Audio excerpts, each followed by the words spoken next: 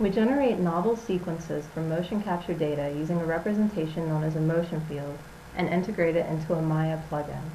We have chosen to use Maya for our user interface because it is a production quality infrastructure. Via the Maya API, we have access to useful built-in classes developed specifically for animation.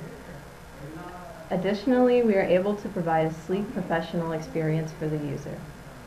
Here we show our workspace.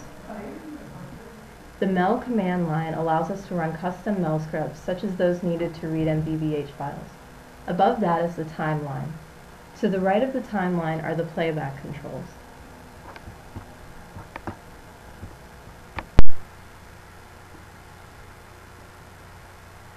Here is an example of our final product. First, we load a directory of BVH files using the MEL command line. The motion field representation for character animation allows the character to respond to user input more quickly than previous graph-based methods. From the BVH files, we create a motion state for each frame of motion capture data. These states are stored in a motion database, which is a partial specification of a motion field. The character is represented and displayed as a skeleton of joints. The constraints associated with the character are also shown, but they can be hidden. Our control node is displayed in the right half of the screen.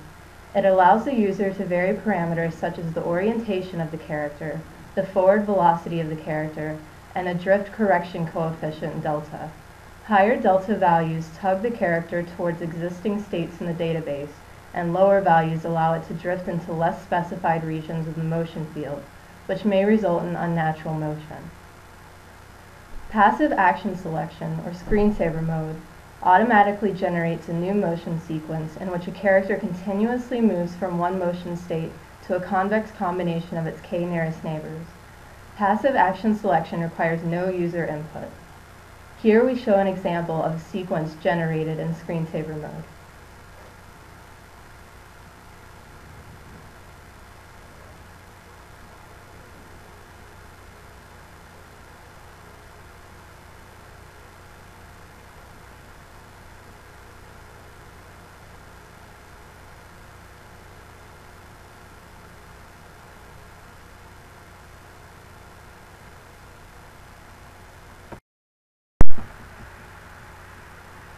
Here we demonstrate our implementation of user controls.